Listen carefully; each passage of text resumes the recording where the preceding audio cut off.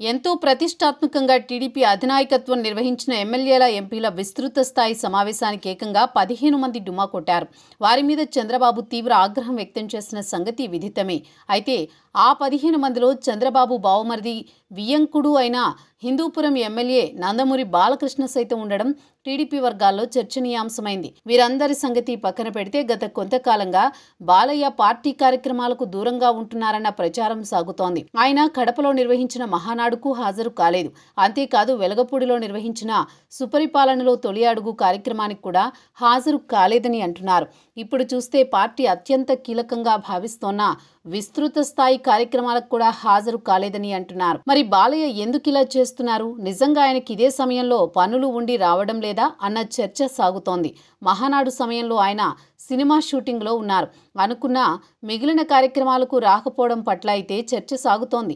ఇక పార్టీ ఎంపీల విషయానికి వస్తే Visakha MP Sribharat, Vizianagaram MP Kalisetti Appalanaidu, Bapatla MP T Krishnaprasad కూడా హాజరు కాలేదని అంటున్నారు. దీంతోనే అధినేత తీవ్ర అసంతృప్తి వ్యక్తం చేస్తున్నారు అని అంటున్నారు. పార్టీ నిర్వహించే కార్యక్రమాలకే హాజరు కాకపోతే ఇక ప్రజలతో ఎలా మమేకమవుతారన్నది ఆయన రైజ్ చేస్తోన్న పాయింట్గా ఉందంటున్నారు. కాలం మారుతోంది.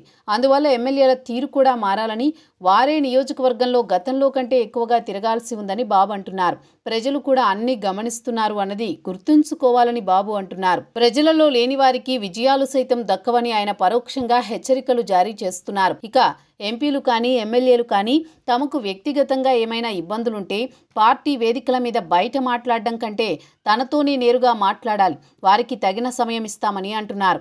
ఇక తానా సభలకు వెళ్లిన వారు, సమావేశానికి గైర్హాజరైన వారు, మీటింగ్కి వచ్చి మధ్యలో వెళ్లిపోయిన వారు, సంతకాలు పెట్టి ముందే వెళ్లిన వారు, ఇలా అందరి వివరాలు తన దగ్గర ఉన్నాయని, ఈ విషయాల మీద సీరియస్గానే ఆలోచిస్తాను అని బాబు అంటున్నారు. మరి బాలయ్య సహా చాలా మందే లిస్టులో ఉన్నారు. టీడీపీ అధినాయకత్వం ఈ విషయంలో ఏం చేస్తుందో చూడాల్సి ఉంది.